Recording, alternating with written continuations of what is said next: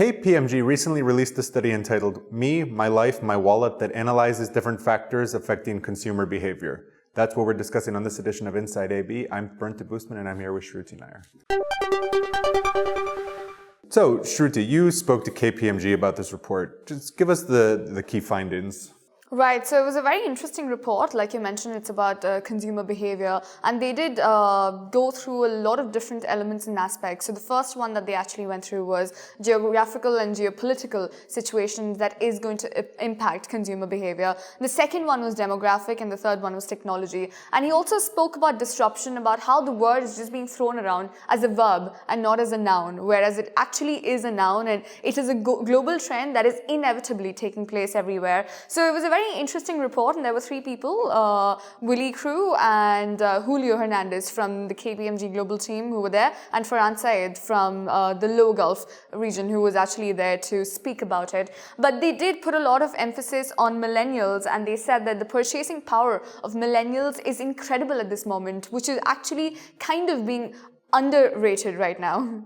So tell us more about millennials. I mean, why are millennials the revolution? Well, millennials are the revolution. Again, this was one of the key findings of the report that came out recently. So right now, globally, there are 2.5 billion millennials, and the 2.5 billion millennials tend to inherit about $33 trillion, right? So although they don't have it, they are very, very soon going to inherit that amount. So the amount of power they have is incredible, but there is a very drastic shift in their preferences, in their patterns, etc. So millennials don't really believe in materialistic stuff. They believe in experiences. So the biggest example of that would be for the first time in so many years, last year, there was a huge increase in the restaurant sales. So basically the restaurant dollars eclipsed grocery dollars. So that kind of shows how experience is kind of taking over materials, essentially. That is one very interesting thing that he spoke about. But also talking about consumer behavior and consumer patterns,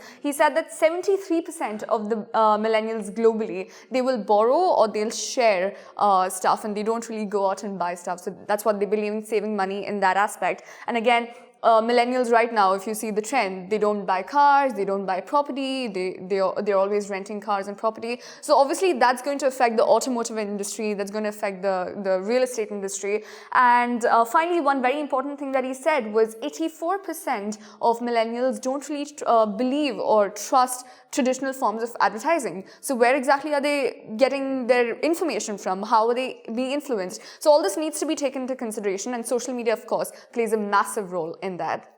So about trust, how is that changing? Because it seems that every week or every few weeks there's huge reports of data breaches. So are people generally comfortable giving away their personal information? Well, globally they are not, but UAE is a different market. It has been very, very unique in its own way, and it has been unique in this way as well. So 78% of the consumers in the UAE, they are comfortable sharing their personal information and personal data, but as long as they obviously have their own criteria as to why and when they would share it, and they would only do it if their deals are being personalized or they're getting better offers, better deals for the products that they're actually sharing their information to. But as you know, Europeans, they're very, very cautious when it comes to sharing their data. And then there's the other extreme where you see the Chinese market, Indians are very comfortable sharing their data. They don't really think about the breaches, the personal privacy, intrusion, etc. That's not really what goes through that thought process, essentially. But globally, like I said, more than half of consumers aren't really comfortable, especially with what we've been seeing, right? When you're on WhatsApp and you're just sending messages about, say, a particular brand or a product, next day you'll see that as an advert, right? So that has been happening a lot. We've seen what's been happening with Facebook. So these are examples of how our information is being misused and misutilized. So that's why globally people are a little cautious, but in the UAE, not as much.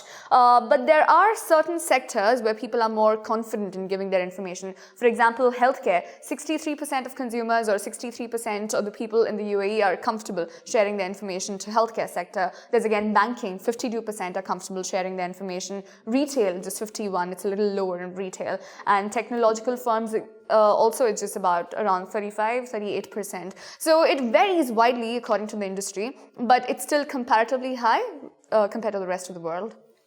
And what about online shopping? Is trust an issue there? Well, because obviously when you shop online, you kind of have to put certain information into the e-commerce platform.